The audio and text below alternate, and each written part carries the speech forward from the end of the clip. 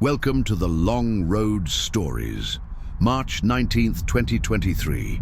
A veteran trucker named Marcus Flynn saw something no driver should ever see.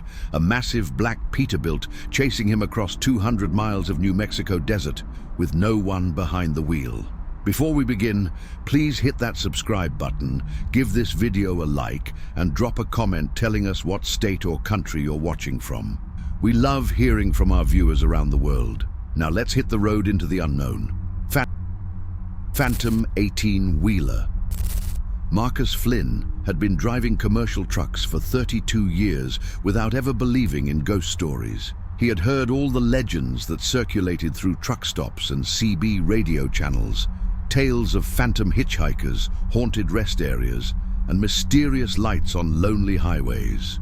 Marcus dismissed them all as the products of tired minds and overactive imaginations. But on March 19th, 2023, at exactly 2:45 in the morning on Interstate 40 through the New Mexico desert, Marcus Flynn saw something that shattered his skepticism forever. A massive Peterbilt semi-truck appeared in his mirrors, closing the distance at impossible speed. The truck was completely black, covered in grime and rust, with a bizarrely decayed appearance that made it look like it had been abandoned in a junkyard for decades. But it was moving, fast. And when Marcus's headlights illuminated the approaching vehicle, he saw something that made his blood turn to ice. The cab was empty. No driver, no passenger, no one behind the wheel. Just an empty seat and a steering wheel that turned on its own, guiding the massive vehicle with inhuman precision. For the next 3 hours, that phantom truck hunted Marcus across 200 miles of desert highway, trying again and again to force him off the road, to cause the fatal accident that would add him to its long list of victims. Because Marcus wasn't the first. Police records going back 45 years document dozens of inexplicable crashes where witnesses described seeing a black truck with no driver moments before tragedy struck. And every one of those crashes happened at night. Because when dawn breaks, the Phantom 18-wheeler vanishes completely, disappearing as if it drives through a portal into another dimension, waiting for darkness to return so it can hunt again. Marcus Flynn sat in his Kenworth at a truck stop outside Flagstaff, Arizona, finishing his mandated 10-hour rest period. It was 6:30 in the evening on March 18th, 2023, and Marcus had a delivery of electronics scheduled to arrive at a warehouse in Albuquerque, New Mexico, by 10 in the morning the next day.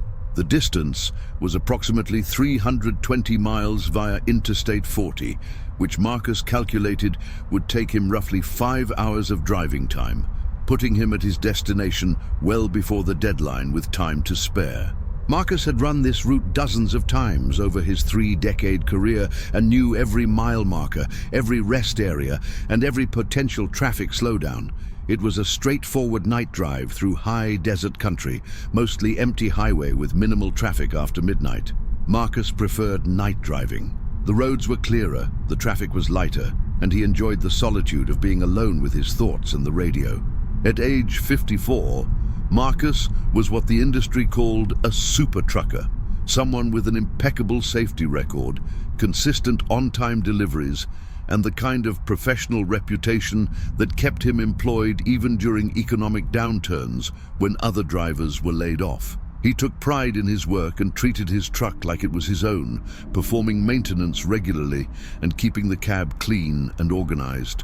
Marcus's current truck was a 2021 Kenworth T680, painted in a dark blue color with chrome accents. It was equipped with the latest safety features including collision avoidance systems, lane departure warnings, and adaptive cruise control. Marcus had named it Blue Steel, though he kept that fact to himself, slightly embarrassed by the sentimentality. His cargo tonight was pallets of consumer electronics headed for a major retail distribution center. The load was valuable, but not particularly heavy, weighing in at 34,000 pounds, well under his maximum capacity. Marcus performed his pre-trip inspection methodically, walking around his truck and trailer, checking tires, lights, brakes, and securing straps. Everything checked out perfectly. At 7:15, Marcus started his engine and pulled out of the truck stop, merging onto Interstate 40 eastbound. The sun had set completely, and the March night was crisp and cold, with temperatures hovering around 45 degrees. Marcus turned on his headlights and settled into his seat for the long drive ahead. The first hour of driving was completely routine. Marcus passed through Winslow and Holbrook, small Arizona towns that were little more than clusters of lights along the interstate. Traffic was light, mostly other commercial trucks and the occasional car. Marcus listened to a classic rock station on the radio, humming along to songs he had heard 1,000 times before. His dashboard instruments all showed normal readings, his GPS indicated he was making good time, and his CB radio occasionally crackled with chatter from other drivers. At 8:45, Marcus crossed the state line into New Mexico. The landscape became even more desolate, with the highway cutting through vast stretches of high desert scrubland barely visible in the darkness. Towns became fewer and farther between. The next major population center was Albuquerque, still over 200 miles ahead. Marcus checked his mirrors regularly, a habit ingrained from decades of safe driving. Behind him, he could see the headlights of another truck perhaps half a mile back, maintaining a steady distance. Marcus thought nothing of it. The highway was a major freight corridor, and it was common to have other trucks traveling in the same direction. By 9:30, Marcus was approaching Gallup, New Mexico, the last sizable town before a long stretch of empty highway. He considered stopping for fuel, but decided his tank had plenty to reach Albuquerque. As Marcus passed through Gallup and continued east, the other truck that had been behind him for the past hour took an exit, and Marcus found himself completely alone on the road. No vehicles ahead, no vehicles behind, just darkness and the endless white lines of the interstate disappearing into the night. Marcus actually enjoyed this level of isolation. It gave him time to think, to plan, to simply exist without the constant noise and chaos of modern life. But that peaceful solitude was about to become something very different. At exactly 10:27 p.m., Marcus noticed new headlights appear in his driver's side mirror. They were far behind, maybe 2 or 3 miles back, but they were closing fast. Marcus watched with mild interest as the headlights grew steadily larger. The vehicle was definitely speeding, probably doing 80 or 85 miles per hour compared to Marcus's 65. As the vehicle drew closer, Marcus could make out that it was another semi-truck, and it showed no signs of slowing down despite rapidly approaching Marcus's trailer. Marcus frowned. Tailgating was dangerous and unprofessional, and whoever was driving that truck was being reckless. Marcus prepared to move to the right lane to let the aggressive driver pass, but before he could signal, his CB radio exploded with static. Not just normal static, but a harsh, overwhelming noise that made Marcus wince and reach for the volume knob. As he turned down the radio, the pursuing truck pulled into the left lane and began to overtake Marcus's vehicle. This was when Marcus got his first clear look at it, and his unease transformed into something deeper and more primal. The truck passing him was a Peterbilt, probably from the 1970s or early 80s based on its cab style, but it looked wrong, deeply wrong. The entire vehicle was painted or covered in black, but not a clean black. It was a filthy, corrupted black, like the truck had been submerged in oil or driven through coal mines for years without being washed. The surface of the cab and trailer were covered in grime, rust, and what looked like decades of accumulated filth. Sections of the paint had peeled away, revealing corroded metal underneath. The chrome that should have been shiny was tarnished and pitted. The whole truck had an abandoned, decayed quality, like something that should be sitting in a junkyard, not traveling at 80 miles per hour on a major interstate. But what made Marcus's breath catch in his throat was the cab interior. As the black truck pulled alongside Marcus's driver's side, Marcus looked across the gap between vehicles and directly into the other truck's cab. The interior lights were off, but Marcus's own truck's running lights provided enough illumination to see clearly. The driver's seat was empty. The passenger seat was empty. There was no one in that cab. No one at the control. The steering wheel was turning on its own, making minute adjustments to keep the truck perfectly centered in its lane. The gear shift moved by itself. The vehicle was driving with no human operator. Marcus blinked hard, convinced he was seeing things. Fatigue, hallucination, his rational mind insisted. He hadn't slept well during his rest period, and now his brain was playing tricks. But when Marcus looked again, the impossible sight remained. An empty cab, a ghost truck, a phantom 18-wheeler cruising down Interstate 40 at 80 miles per hour with absolutely no one driving it. For several seconds, Marcus and the phantom truck traveled side by side. Then suddenly, the black truck swerved directly toward Marcus's vehicle. Marcus jerked his steering wheel to the right, his truck lurching toward the shoulder as the phantom 18-wheeler invaded his lane. His tires hit the rumble strip, sending violent vibrations through the cab and a loud warning buzz into his ears. Marcus fought to maintain control, correcting back toward the center of his lane, while the black truck continued to crowd him. The phantom vehicle was massive, its trailer extending 53 feet behind the cab, and it was using its size to push Marcus off the road. Marcus's training took over. He downshifted and hit his brakes, slowing rapidly to let the aggressive vehicle pass. The black truck responded by also braking, matching Marcus's speed and maintaining its position directly beside him. This wasn't an accident. This wasn't a tired driver drifting. This was deliberate. The phantom truck was attacking him. Marcus accelerated, his engine roaring as he tried to pull ahead. The black truck accelerated with him, staying perfectly aligned. Marcus tried braking again. The phantom matched him. No matter what Marcus did, the empty truck stayed beside him, its rusted panels just feet from Marcus's driver's side door. Marcus grabbed his CB radio microphone, intending to call out a warning to any other drivers in the area. But when he keyed the transmit button, only that harsh static came through, louder than before, almost painful. Something about the phantom truck was interfering with his radio. Marcus released the microphone and focused on driving. His heart was pounding, adrenaline flooding his system. Every instinct screamed that he was in mortal danger. Suddenly, the black truck swerved away, pulling back into the left lane and accelerating. Within seconds, it had pulled ahead of Marcus and disappeared into the darkness ahead. Marcus released a breath he hadn't realized he was holding. His hands were shaking on the steering wheel. What the hell was that? Had he really just been attacked by a driverless truck? Or was this some kind of elaborate prank? Maybe there was a driver, hidden somehow, controlling the truck, remotely. Marcus tried to think of rational explanations, but nothing made sense. He had seen that cab clearly. It was empty, and trucks didn't drive themselves, especially not ancient rusted Peterbilts from the 70s. Marcus checked his mirrors compulsively for the next 10 minutes, but the highway behind him remained empty. No headlights, no vehicles of any kind. The black truck had simply vanished. Marcus's breathing gradually returned to normal, though his hands continued to shake slightly. He tried his CB radio again, hoping to raise another driver and ask if anyone else had seen the black truck. But the radio was still filled with static. Marcus switched it off, deciding it was malfunctioning. He'd have it checked when he reached Albuquerque. At 10:58 p.m., Marcus passed the small town of Grants, New Mexico.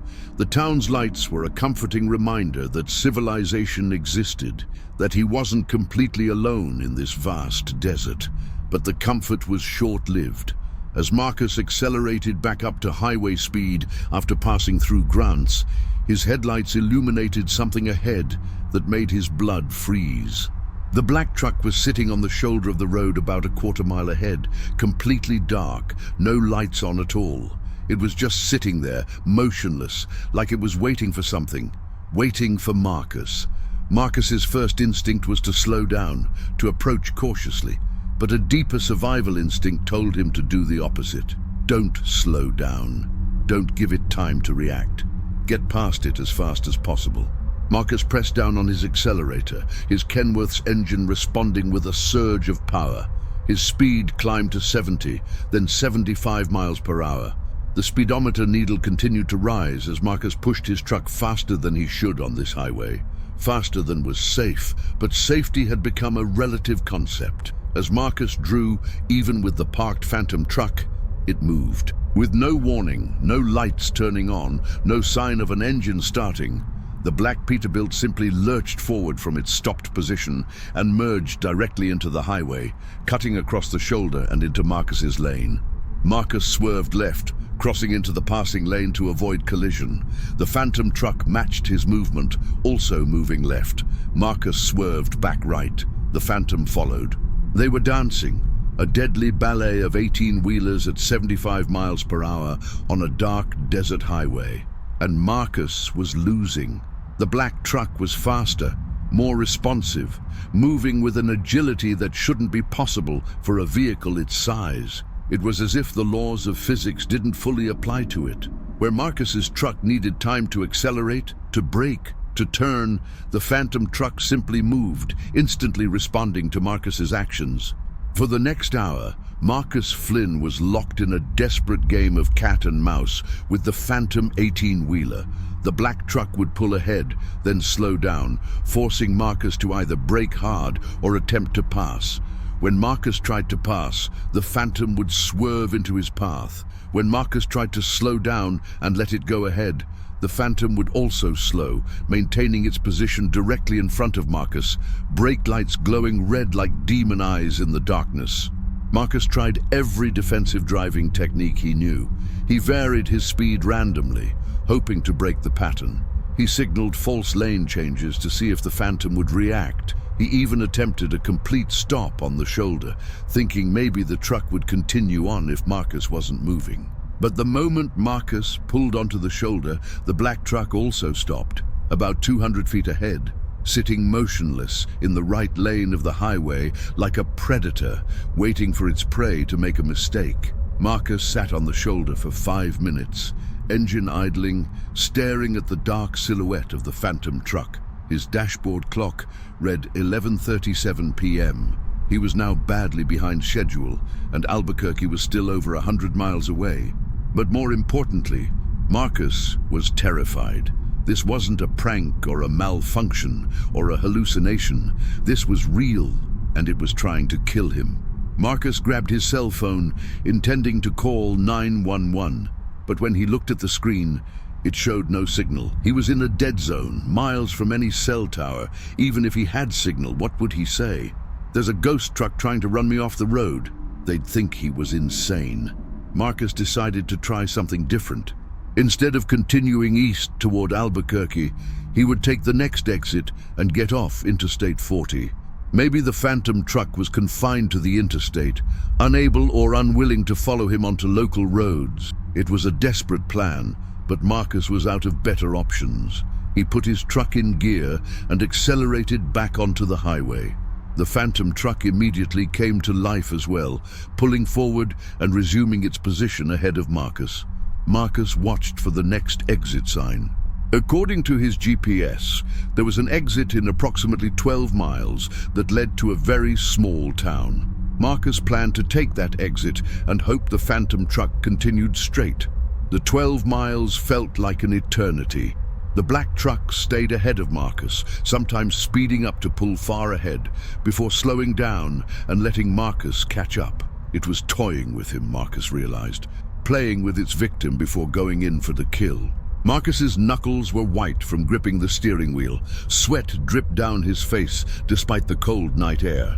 Every muscle in his body was tense, ready to react to whatever the Phantom truck did next.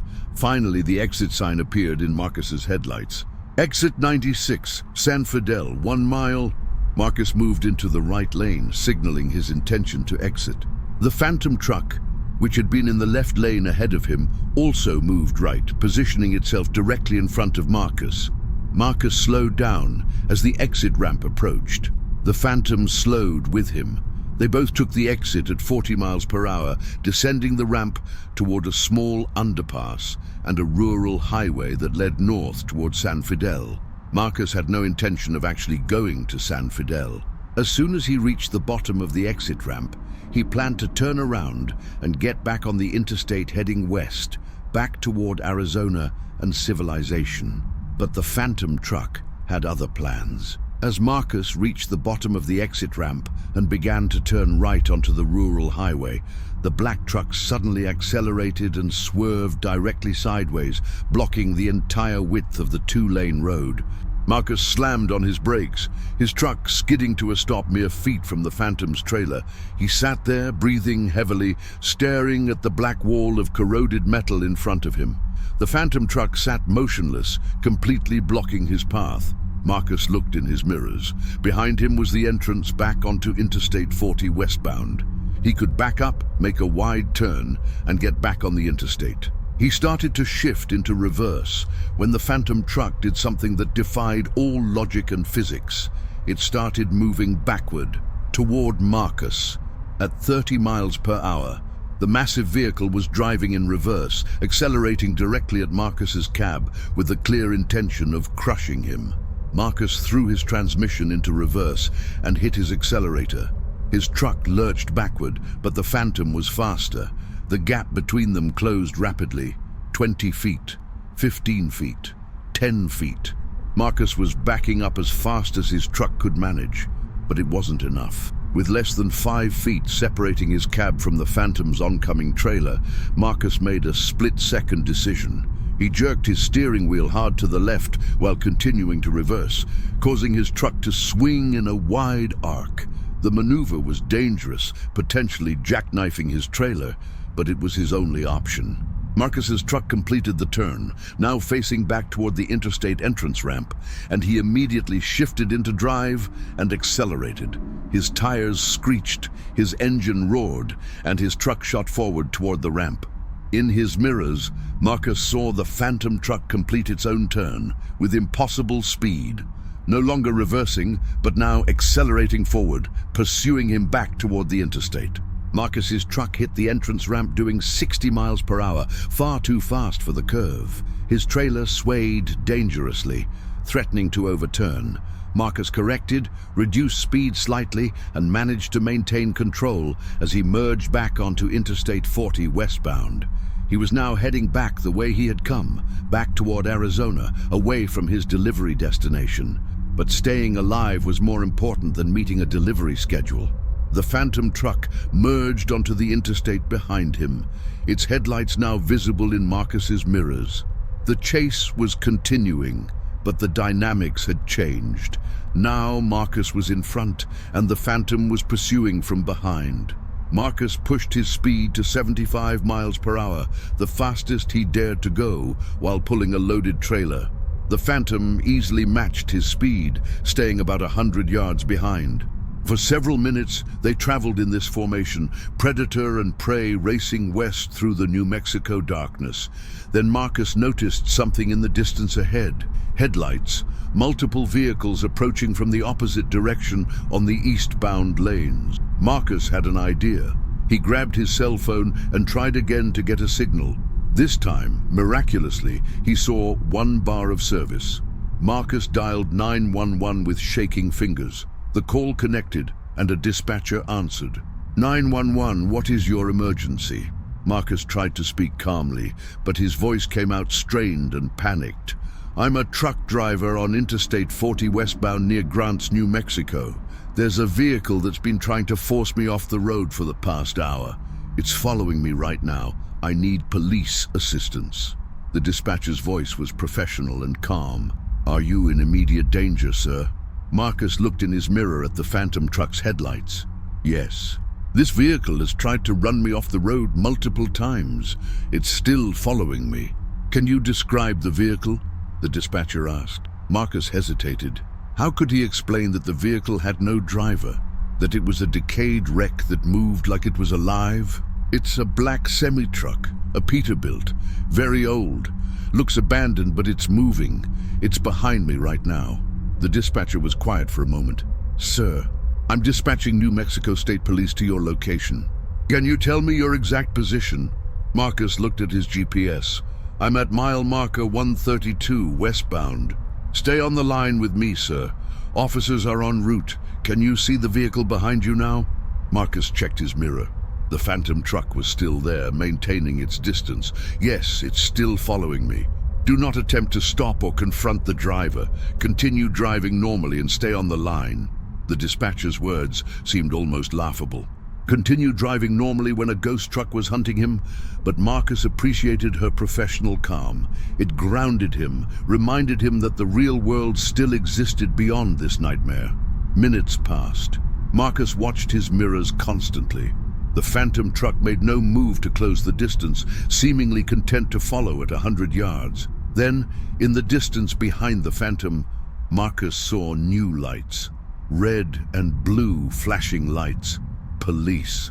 The state police cruiser came up fast, its emergency lights illuminating the entire highway. Marcus felt a surge of hope. Finally, someone else was here. Someone who could witness this, who could help, who could explain what was happening. The police car closed the distance to the phantom truck, pulling up behind it. Marcus watched in his mirror, expecting the cruiser to stop the black Peterbilt. But instead, something impossible happened. The police car drove right through the space where the phantom truck should be. It passed through as if the truck wasn't there. The cruiser continued forward and pulled alongside Marcus's truck, its officer gesturing for Marcus to pull over. Marcus, confused and terrified, complied, pulling onto the shoulder. The phantom truck also pulled onto the shoulder, stopping about 50 yards behind Marcus. The police cruiser parked behind Marcus, but in front of where the phantom was parked. The state police officer climbed out of his cruiser, flashlight in hand, and walked toward Marcus's truck. Marcus rolled down his window, his mind racing. The officer approached the driver's side and looked up at Marcus with a professional but concerned expression. "Sir, are you Robert Flynn?" the officer asked, consulting a notepad. "Marcus Flynn," Marcus corrected. "Are you all right? Dispatch said you reported being forced off the road by another vehicle." Marcus pointed behind the cruiser. "It's right there. That black truck behind you. It's been attacking me for over an hour." The officer turned and shined his flashlight back down the highway. The beam illuminated the shoulder, the road, and the empty air where the phantom truck sat. Empty air. The truck was invisible to the officer. "Sir, I don't see any other vehicle," the officer said, turning back to Marcus with a skeptical expression. "What?" Marcus leaned out his window, looking back. He could still see it clearly. The massive black Peterbilt sitting on the shoulder, dark and menacing. "It's right there! Black Peterbilt, covered in rust and grime, sitting on the shoulder about 50 yards behind your cruiser." The officer looked back again, his flashlight sweeping the area. "Sir, there's nothing there. The road is empty." Panic rose in Marcus's chest. "You can't see it. How can you not see it? It's a 53-foot truck." The officer's expression shifted to concern. "Sir, have you taken any medications today? Have you been drinking?" "No, I'm completely sober. There's a truck right there and it tried to kill me." The officer studied Marcus carefully. "Sir, I'm going to need you to step down from your vehicle. I want to perform a field sobriety test to make sure you're okay to drive." Marcus felt his hope crumbling. The officer thought he was drunk or drugged or crazy. And maybe he was crazy because Marcus could see that truck as clearly as he could see the officer. But the officer saw nothing. Marcus climbed down from his cab, his legs shaky from adrenaline and fear. The officer conducted a series of sobriety tests, having Marcus follow a pen with his eyes, walk a straight line, and stand on one foot. Marcus passed all of them easily. He was completely sober. The officer seemed puzzled. "Mr. Flynn, you're clearly not intoxicated, but I need you to understand that there is no truck behind us. I'm looking right at that stretch of highway, and it's completely empty." Marcus looked past the officer. The phantom truck sat there, dark and solid, and undeniably real.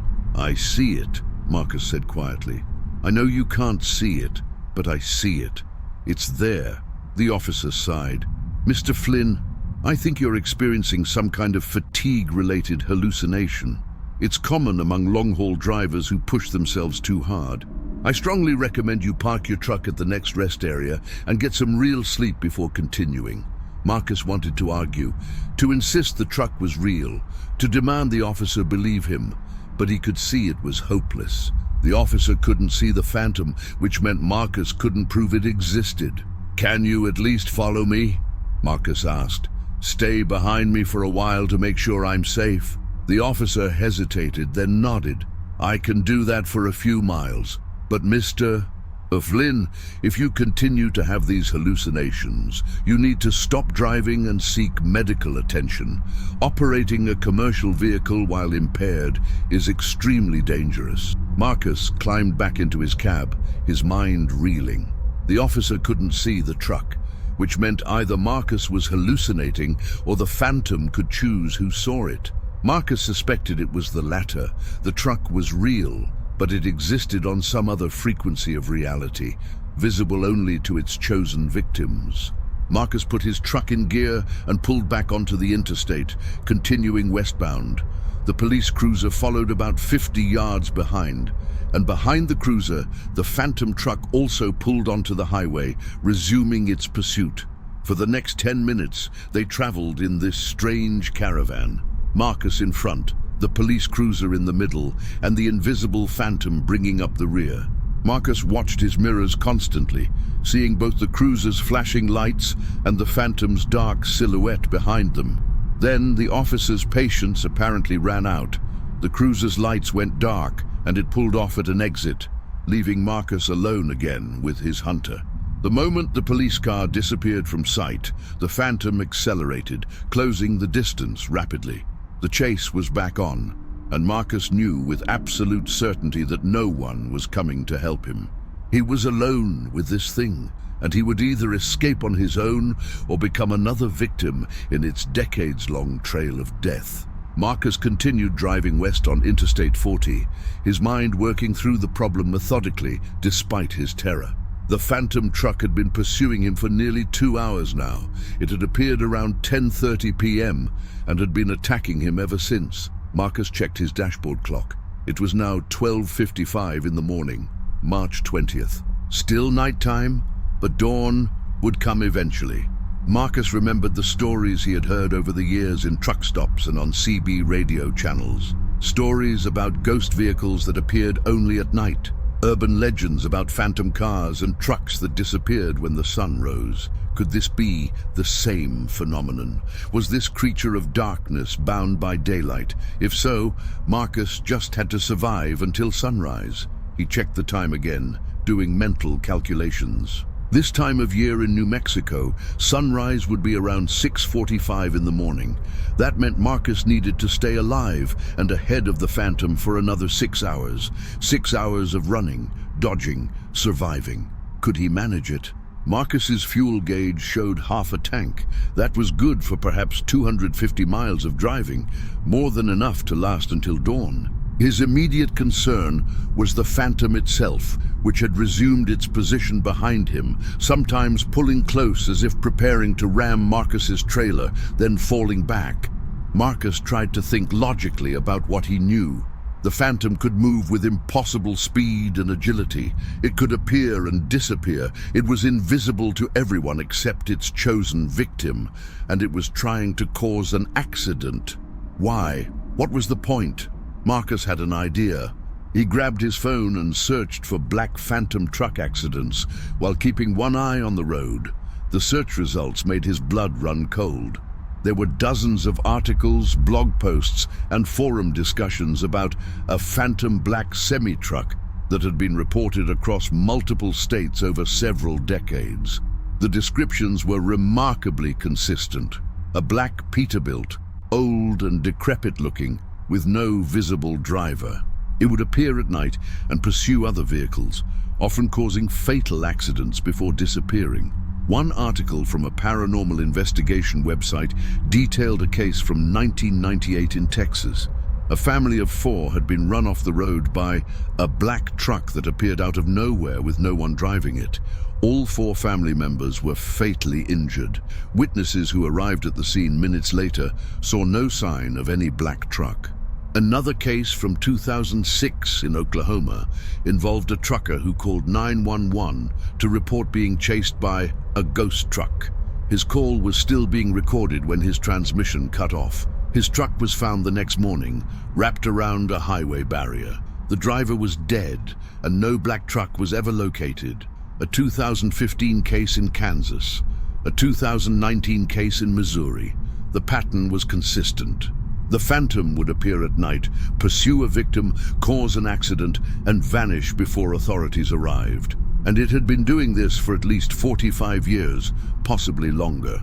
Marcus scrolled through the articles, his hands shaking. How many people had died? The documented cases numbered in the dozens, but how many undocumented cases were there?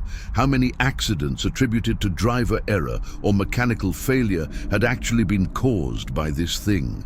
One article mentioned a possible origin story. In January 1978, a trucker named Dale Thornton had been driving his black Peterbilt through a massive snowstorm in Colorado. According to the article, Thornton had been drinking heavily and was barely in control of his vehicle. Over the course of one night, Thornton's reckless driving caused a chain of accidents that resulted in 17 fatalities. Thornton himself died when his truck jackknifed and rolled, crushing him in the cab. Some researchers believed that Thornton's spirit, consumed by rage and alcohol, had returned from death to continue his killing spree. His cursed truck now roamed America's highways, driven by his malevolent ghost, seeking more victims to add to his toll. Marcus didn't know if he believed the origin story, but he believed in what he was experiencing. Whatever the phantom was, it was real, it was deadly, and it wanted Marcus dead. Marcus merged onto Interstate 25 northbound, taking the junction that would lead him back toward Albuquerque from a different direction. He had no intention of making his delivery anymore. Survival was his only goal. The phantom followed, staying close. At 1:15 in the morning, Marcus passed through Albuquerque, the city's lights a welcome sight. He considered pulling off at a truck stop or calling for help, but he remembered what had happened with the state police officer. No one else could see the phantom. Marcus would just look insane. He continued north on Interstate 25, heading toward Santa Fe. The highway climbed into the Sandia Mountains, curves becoming tighter and grades becoming steeper. Marcus's speed dropped to 50 miles per hour as his truck labored up the incline. The phantom followed effortlessly. The highway through the Sandia Mountains was treacherous at night. Sharp curves, steep grades, and sheer drop-offs on the right side where the mountain fell away into darkness. Guardrails were present but seemed inadequate. Small metal barriers that would do little to stop a fully loaded semi-truck from plunging hundreds of feet down rocky slopes. Marcus navigated the curves carefully, his years of experience guiding his movements. But the phantom truck made the same curves with impossible ease, as if it weighed nothing, as if physics didn't apply to its spectral form. At one point, on a particularly sharp hairpin turn, the phantom pulled alongside Marcus on his right side, the side where the guardrail and the drop-off were. Marcus was boxed in. The mountain wall on his left, the phantom on his right, and a curve ahead that Marcus needed to navigate. The phantom began to edge closer, pushing Marcus toward the mountain. Marcus's trailer scraped against the rock wall with a horrible screech of metal. Sparks flew. Marcus corrected right, but that brought him closer to the phantom. He was caught in a vice with no escape. Ahead, the curve continued to tighten.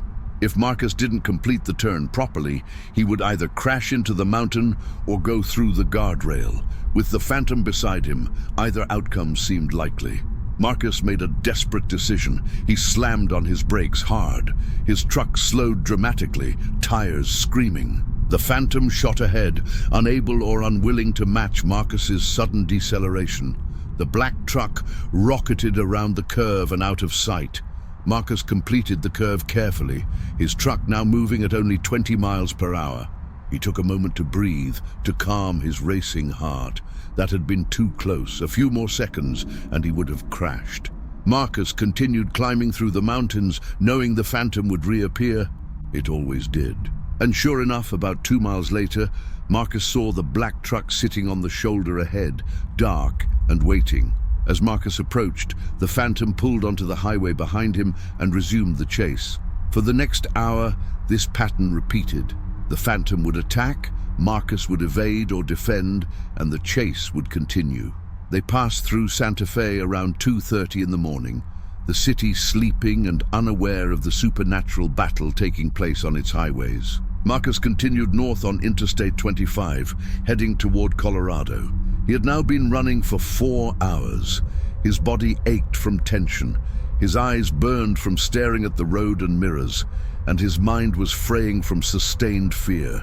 But dawn was still 3 hours away. Marcus didn't know if he could last that long. Then, as Marcus passed the town of Rayton near the Colorado border, something changed. The Phantom stopped chasing. Marcus watched his mirrors carefully, but the black truck had fallen back, maintaining a distance of about half a mile. It was still following, but no longer attacking.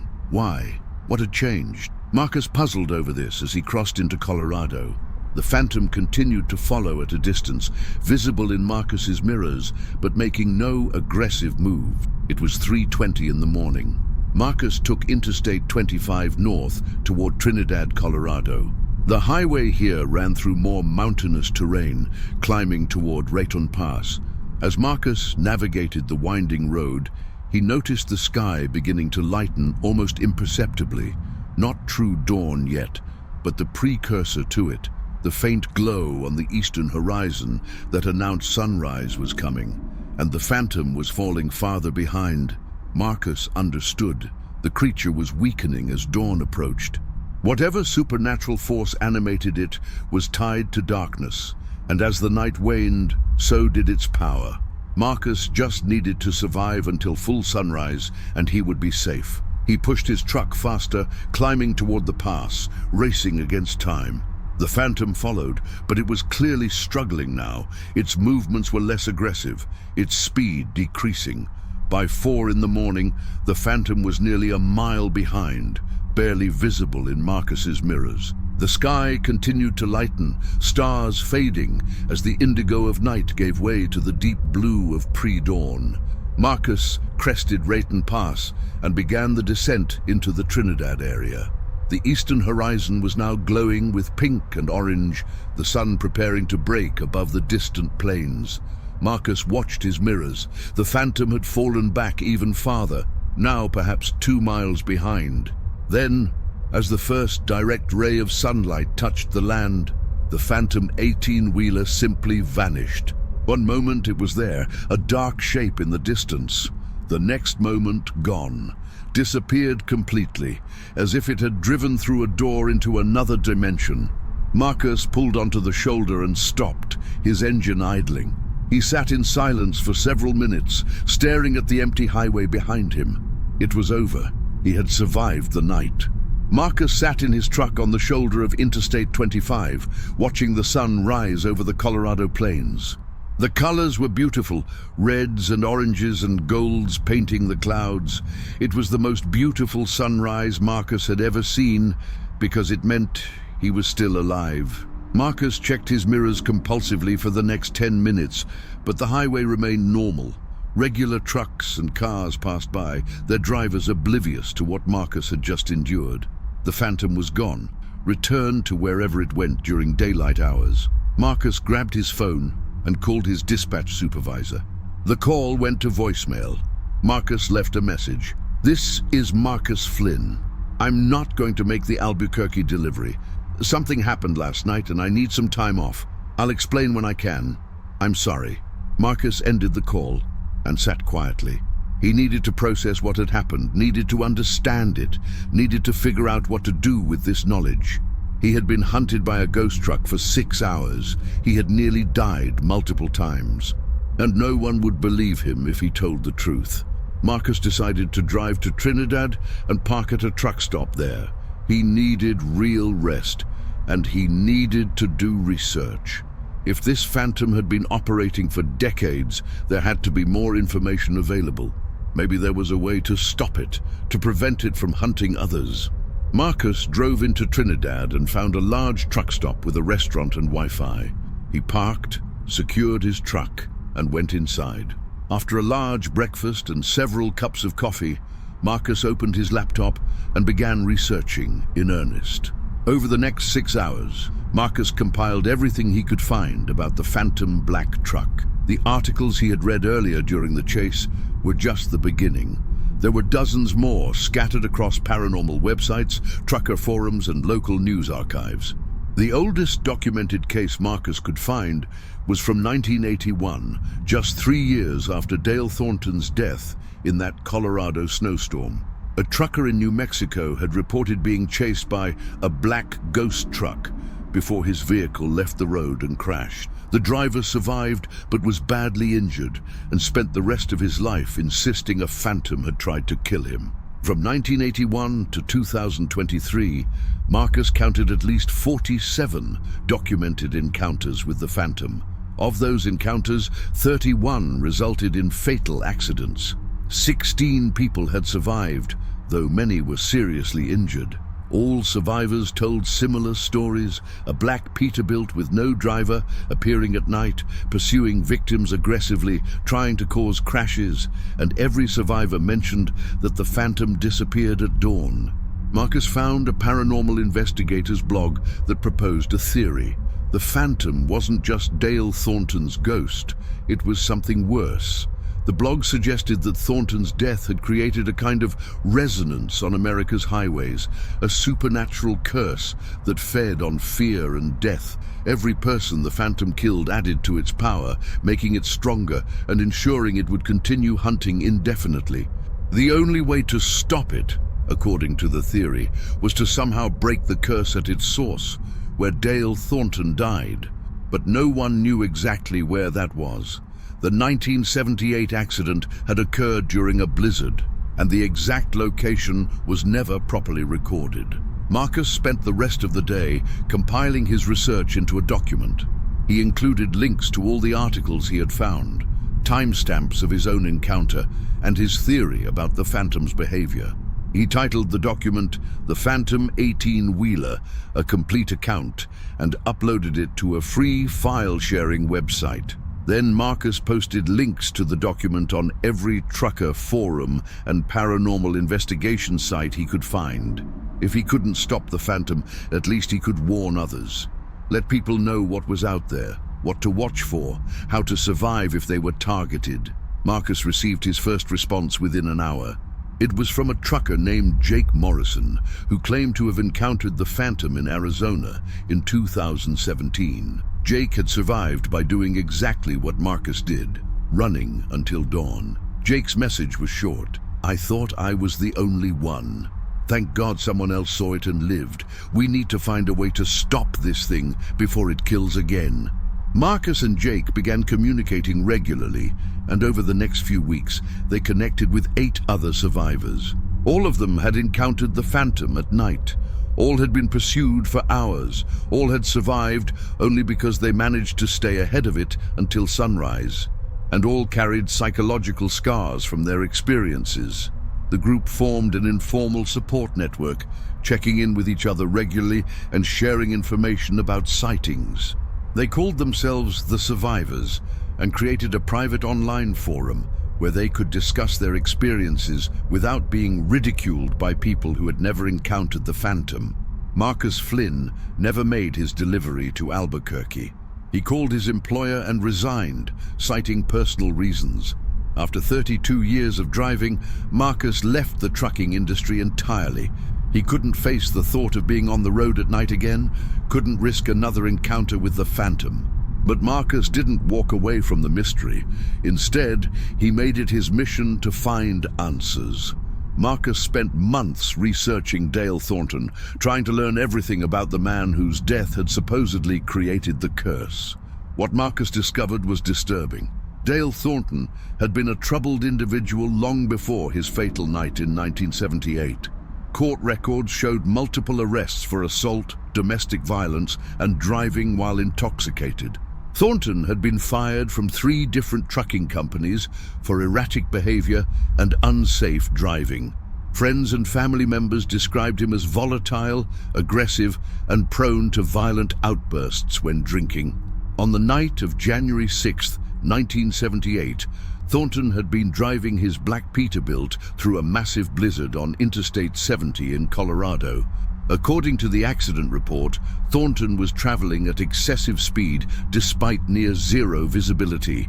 He rear-ended a stopped car, pushing it into oncoming traffic, where it was struck by another vehicle. That collision triggered a chain reaction that involved 17 vehicles and resulted in 17 deaths. Thornton himself died when his truck, damaged in the initial collision, jackknifed on ice and rolled multiple times. His body was found in the crushed cab 3 days later when the storm cleared. Marcus traveled to Colorado and visited the approximate area where the accident occurred. It was a stretch of Interstate 70 between Vail and Copper Mountain, a region known for dangerous winter weather. Marcus walked along the shoulder, looking for anything that might indicate the exact spot where Thornton died. But 45 years had passed, and there was nothing to find. The highway had been repaved multiple times, guardrails replaced, and the landscape had changed. Marcus interviewed elderly locals who remembered the 1978 accident. Several recalled it as the worst highway disaster in Colorado history at that time, but none had any information about supernatural phenomena connected to it. Marcus was stuck. He couldn't find the exact location of Thornton's death, which meant he couldn't attempt whatever ritual or intervention might be needed to break the curse. And even if he could find the spot, Marcus had no idea what he would do there. He wasn't a paranormal investigator or a spiritual medium. He was just a truck driver who had survived something impossible. Months passed. Marcus stayed in Colorado, working a normal office job and living a quiet life. But he never stopped thinking about the phantom, never stopped wondering when it would kill again. Then, in October 2023, Marcus received a message from Jake Morrison that made his blood run cold. Jake had been researching recent accidents on Interstate 70 in Colorado, looking for patterns, and he found one. Every January 6th, the anniversary of Dale Thornton's death, there was always at least one fatal truck accident on that stretch of highway between Vail and Copper Mountain. Always, without fail, for 45 consecutive years. Jake's theory was chilling. The phantom was strongest on the anniversary of Thornton's death, and it always killed on that night to commemorate its own creation. Marcus verified Jake's research and found he was correct. 45 fatal accidents, one per year, always on January 6th, always on that specific stretch of Interstate 70. The pattern was undeniable. Marcus now had a target date and a target location. If he wanted to confront the phantom, if he wanted any chance of ending its reign of terror, he would need to be on Interstate 70 in Colorado on January 6th, which was less than 3 months away. Marcus and the other survivors began planning. They would all converge on Colorado in early January. They would position themselves on Interstate 70 on the night of January 6th, and when the phantom appeared, hunting its annual victim, they would be ready. Marcus didn't know what ready meant. They had no weapons that could hurt a ghost, no knowledge of how to perform exorcisms or break curses, but they had determination, and they had numbers. 8 survivors, all willing to risk their lives to stop the phantom from killing again. As the date approached, Marcus felt a mixture of fear and purpose. He had spent the last 8 months hiding from the memory of that terrible night in March, but now he was choosing to face it, to confront the thing that had nearly killed him. Maybe they would succeed, maybe they would fail, but at least they would try, because someone had to. January 6th, 2024 arrived with crystal clear skies and temperatures near freezing. Marcus Flynn and 7 other survivors gathered at a rest area on Interstate 70 near Vail, Colorado. They had spent weeks planning, researching, and preparing for this night.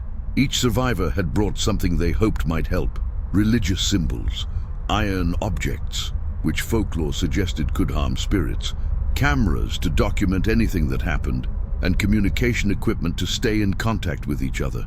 The plan was simple, but dangerous. The 8 survivors would spread out along the 20-mile stretch of highway where Dale Thornton had died. Each driver would take a position approximately 2 miles apart, creating a net that the Phantom would have to pass through to reach any potential victim. When the Phantom appeared, the survivors would coordinate via CB radio, converging on its location and attempting to do what? Stop it, destroy it, talk to it. Marcus still wasn't sure, but they had to try. As night fell, the survivors took their positions. Marcus was stationed at mile marker 198, approximately the midpoint of the stretch. His Kenworth, he had rented a truck specifically for this operation, sat on the shoulder with engine running, ready to move at a moment's notice. The CB radio crackled to life. It was Jake Morrison, positioned 2 miles to the west. "All units, this is Morrison. I'm in position. Radio check." One by one, the other survivors checked in. "This is Flynn, in position. Rodriguez here, ready. Chen, position confirmed. Williams, standing by." And so on, until all 8 had confirmed they were ready. Marcus checked his watch. 10 p.m. If the pattern held, the Phantom would appear sometime between midnight and 2 a.m., the hours when the fewest normal vehicles would be on the road, the hours when it preferred to hunt. They waited. Minutes crawled by. Marcus watched the highway, looking for any sign of the black Peterbilt. Other vehicles passed occasionally, their drivers unaware of the vigil being kept by the survivors. At 11:45, the CB crackled urgently. "This is Rodriguez. I've got visual on the Phantom. It just appeared behind me heading eastbound. It's coming fast." Marcus's heart rate spiked. "All units converge on Rodriguez's position. Everyone move." Marcus started his engine and pulled onto the highway, accelerating eastward. According to his GPS, Rodriguez was 4 miles ahead. Marcus pushed his speed to 70 miles per hour. The CB continued to crackle with updates. "It's trying to force me off the road. I'm doing 80 to stay ahead." "Rodriguez, we're coming. Just hold on." Several voices called out positions, distances, estimated arrival times. Marcus was 2 minutes out. Then Rodriguez's voice again, but different, calm, resigned. "Guys, I don't think I'm going to make it. This thing is too fast. Tell my family." The transmission cut off abruptly. Marcus's blood ran cold. He pressed harder on the accelerator, 90 miles per hour, dangerously fast. But Marcus didn't care. Rodriguez was in trouble. 1 minute later, Marcus crested a rise and saw chaos ahead. Rodriguez's truck had left the road and was tumbling down an embankment, metal screaming, parts flying off. The black Peterbilt sat on the highway above, dark and motionless, watching its victim fall. Marcus felt rage replace fear. He aimed his truck directly at the Phantom and accelerated. 100 yards, 75 yards, 50 yards. The Phantom seemed to notice Marcus approaching and began to move. But Marcus was committed. 25 yards, 10 yards, impact. Marcus's truck hit the Phantom head-on at 90 miles per hour, but instead of the catastrophic collision Marcus expected, his truck passed through the Phantom as if it wasn't there. Marcus felt a wave of cold so intense it was painful, felt the air in his cab freeze solid for an instant, felt something malevolent and ancient and furious and hungry brush against his mind. Then he was through, his truck skidding as he fought to maintain control. Marcus looked in his mirrors. The Phantom was still there, behind him now, turning to pursue. Marcus had passed through it, but the collision had accomplished nothing. The Phantom couldn't be touched by physical force. Jake Morrison's voice crackled over the CB. "Marcus, Rodriguez went off the road. I'm pulling over to check on him." Marcus slammed his fist against the steering wheel. They had failed. The Phantom had claimed another victim, just as it did every January 6th. And now it was coming for Marcus. The black Peterbilt accelerated, closing the distance rapidly. But then something strange happened. The Phantom began to flicker, its solid form becoming translucent, then solid again. It was struggling, weakening. Marcus checked the horizon. The sky was beginning to lighten. Dawn was approaching, earlier than Marcus had expected. Winter dawn in the mountains came early because of the elevation. The Phantom had perhaps 15 minutes before sunrise would banish it. And it was using those final minutes to finish what it had started with Rodriguez, to add one more victim to its annual tally. Marcus made a decision. He couldn't stop the Phantom, couldn't hurt it, couldn't save Rodriguez, but maybe he could distract it, keep it occupied until dawn forced it to retreat. Marcus slowed his truck deliberately, making himself an easier target. The Phantom took the bait, abandoning its position near Rodriguez's wreck and accelerating toward Marcus. Marcus led the Phantom eastward, away from the crash site where the other survivors were now trying to help Rodriguez. The chase lasted 10 minutes, with the Phantom growing weaker and more translucent with each passing moment. Finally, as the first direct ray of sunlight broke over the horizon, the Phantom 18-wheeler dissolved like smoke in wind. One moment it was there, a massive black truck bearing down on Marcus. The next moment gone, vanished into whatever dimensional pocket it inhabited during daylight hours. Marcus pulled over and sat trembling. The CB crackled. Jake Morrison's voice, shaken but steady. Rodriguez is alive, badly injured, multiple broken bones, but alive. Paramedics are en route. Marcus felt tears of relief sting his eyes. Rodriguez had survived. They had all survived, but the Phantom was still out there, still hunting. They hadn't stopped it. They had barely slowed it down. Over the following months, Marcus and the surviving group members tried to process what had happened. They had attempted to confront the Phantom at the source of its power, and they had failed. Rodriguez recovered from his injuries, but would never drive again. The experience had broken something in him, left him unable to face the road at night. The survivors continued their research, looking for any weakness, any method that might work against the Phantom. But as the months passed, Marcus began to suspect the truth. The Phantom 18-wheeler couldn't be stopped. It was a force of nature or supernatural nature, as permanent and unchangeable as the roads it haunted. All they could do was warn others, help survivors cope, and hope that someday someone would find the answer they had missed. Marcus Flynn still lives in Colorado. He maintains a website documenting every known encounter with the Phantom 18-wheeler, updating it regularly with new sightings reported by other drivers. The site includes survival tips for anyone who finds themselves being pursued by the Phantom. Drive east toward the sunrise. Never stop your vehicle. Never look directly at the empty cab for too long.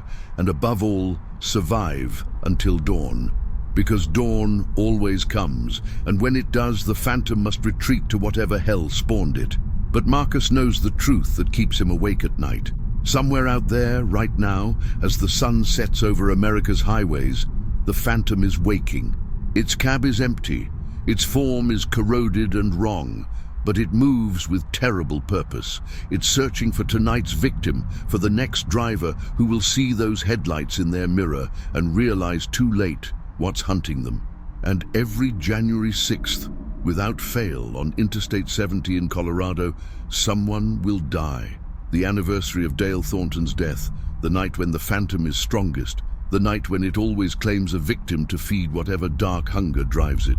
Marcus watches the news every January 7th, reading about the fatal accident that occurred the night before, seeing the same pattern repeat year after year. Sometimes he wonders if he should have died that night in March 2023. If by surviving, he somehow prolonged the curse, gave it more power, ensured it would continue hunting for decades to come. But mostly, Marcus just warns others. He tells his story to anyone who will listen, posts on trucker forums, responds to messages from frightened drivers who think they might have seen something impossible on a dark highway. And he waits. Because Marcus knows, with the certainty of someone who has looked into the abyss, that one day the Phantom will come for him again. It never forgets a victim who escaped. It never forgives those who witnessed it and lived to tell the tale. Somewhere in the darkness of America's highways, the Phantom 18-wheeler drives on.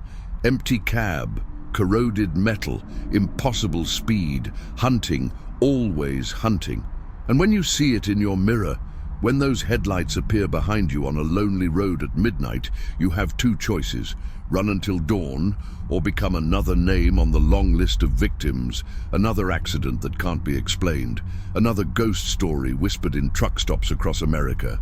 The road never ends, and neither does the Phantom.